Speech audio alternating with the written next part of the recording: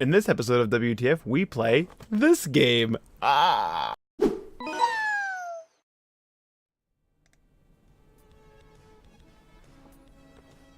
Yo, how's it going, everyone? My name's David West. I'm actually redoing the WTF segment from tonight's stream, just because the audio quality was so horrible. So I'm gonna redo it and just get that going here. So thank you for tuning in, and let's do the WTF segment.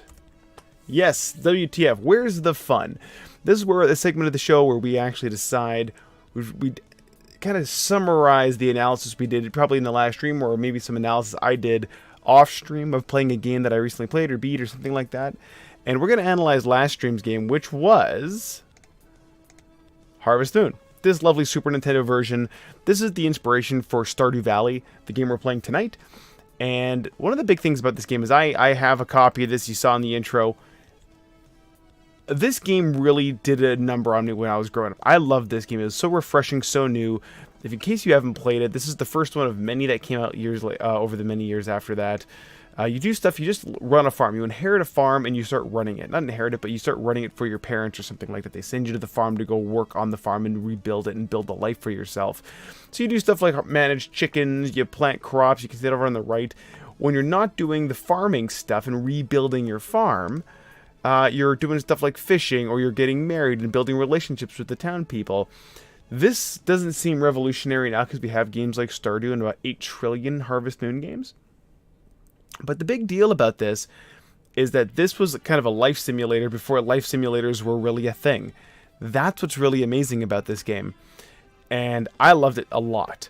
And so I want to talk a little bit to you about what I was feeling when we were playing it last stream and kind of reviewing it with a fresh pair of eyes.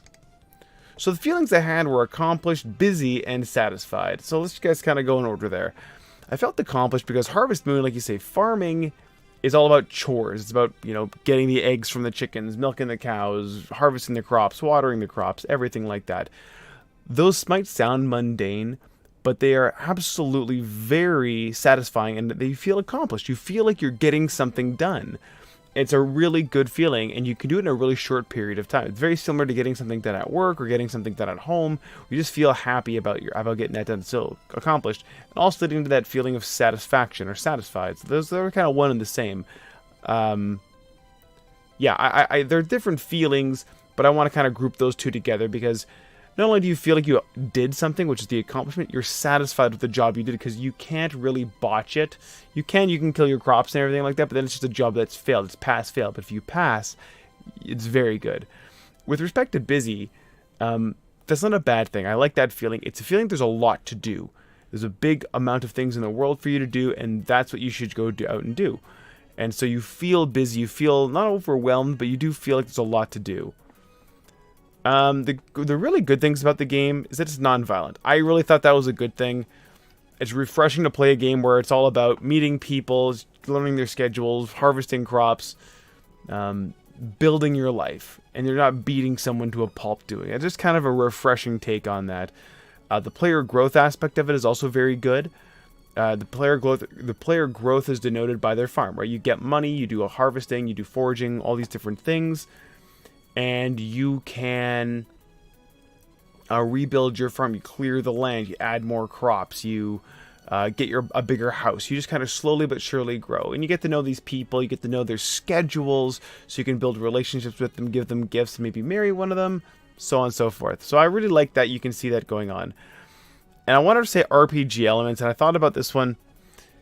It feels like an RPG, so it's not even really RPG elements. There are no RPG elements in it other than player growth in the sense of you build up relationships. That's about all the RPG element there is. There's no experience points in this. Your tools get upgraded over time of use, so that's kind of an RPG element. But there's nothing in particular that it's really RPG, but it feels RPG-ish because of the townsfolk. So this is why I kind of bring it back to that. Is when you're walking around in like Link to the Past or in like a Final Fantasy game, walking around the town, talking to people, that segment of the game where there's no battles, there's just you walking around exploring the town and meeting the townsfolk, this is an entire game built around that. So that's the RPG element, the RPG village element, townspeople element. It's an entire game of RPG townspeople. So what about the less good? The two less good things I really pointed out is the lack of information. So there's not a lot of information about the crops, so you can't really become a power user right away. You don't have the information, like things like the length of how long it takes for crops to grow, stuff like that. Just little things that turn you into a power user. It's a little bit inaccessible. I'm sure it's there. Maybe it's in the instruction manual. Maybe it's in the little guide in your tool shed in the game. I didn't really go through all of that. But it was lacking, and I mean, that's my expectations today. Maybe in 95, 96 when this game came out, I would have had different expectations and actually read the instructions and stuff, but not really. I never really read the instructions growing up as a kid, still don't. Just like the tutorials and optional tutorials to go with it. The second thing was the lack of variety. There wasn't a lot of variety stuff. We got to a festival, I kind of skipped ahead to one, but it turns out there's only like 4 festivals an entire year, and on top of that, they kind of divide the year up in the spring and summer are crops, and the second half is livestock, and that's all you can do. There's a little bit of foraging you can do, like going out into the woods and grabbing berries and trying to sell them for money and stuff like that, but it's all about, the only major system you're trying to do is build up your wallet. You're trying to build your bankroll. And there's not a lot of variety of stuff. And there's also building up relationships. But again, it's all very grindy, and that's not a bad thing. That's where the satisfaction and the accomplishment feelings come from, is this grindy, these tasks and chores. But you need a variety of them, so you can kind of let them go for a while and go build something else and go build up another thing. And what you see in Stardew Valley, in which we played later tonight, is they really hit that on the head. They got those systems done. They gave you such a variety of things to do. You could really specialize in one area and then be like, I'm kind of done with that. I'm going to go this other direction and build something else out of it. You know, whether it's mining or specifically foraging or farming. You could be a lumberjack. You could do whatever you wanted. It was just fantastic. But yeah, absolutely. The variety in the original Harvest Moon was lacking, but it really did stick with you. Back in 95, 96, that was awesome. There was nothing else like this game, for sure. My takeaways, though, there's 3 major takeaways as usual. One is that variety is a must for repetitive gameplay. So in my game, Vagabond, the gameplay is going to be repetitive. You're going to be hitching for rides, and you're going to be interacting with people, and you're going to be building relationships with people over time, or having these short-term relationships with people. And that's the gameplay. So you need a lot of variety in there. So it's very... I'm not sure if it's going to go deep, because Harvest Moon certainly didn't go deep, but it was satisfying enough. So how do we make that work? I got to really work on that variety aspect. Really think about that in the design. Number 2 is that attacks are not a requirement. It doesn't have to be violent. I had a nice conversation with Morgan a couple weeks ago, and it kept on going to these dark places for me. And it was just, maybe it was because it was video games, maybe it was because my head's kind of broken. Who knows? But at the end of the day, I kept on coming up to like, oh yeah, maybe you find a guy who's dead by the road. Maybe you find this guy. Maybe he hits you with a club. It's like, what, does it have to be violent? No, it doesn't. It does not have to be violent. And Harvest Moon is a perfect example of something that's refreshing, that does not need to be violent, and it's fun to play. And last but not least, the foundational knowledge for the world rules, need to be available as a reference.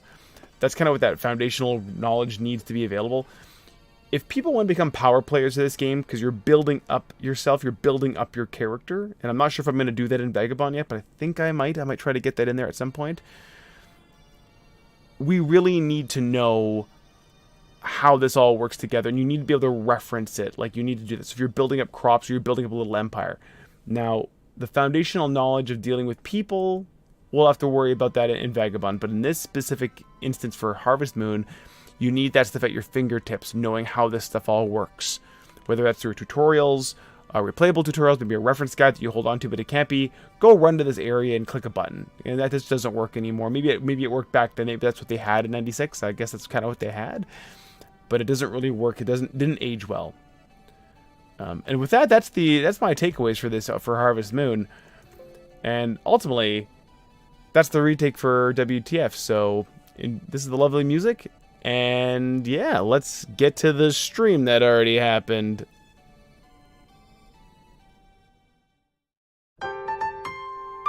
Ladies and gentlemen, thank you so much for watching another episode of WTF with me, David West. If you like this kind of thing, I stream every Thursday and Sunday night on mixer.com/DavidWest. We do game design, game analysis, in the process of trying to make my own game. And if you want to follow me on social media, there's Facebook, Instagram, YouTube, and of course Twitter. So thanks again for watching, and have yourselves a lovely evening.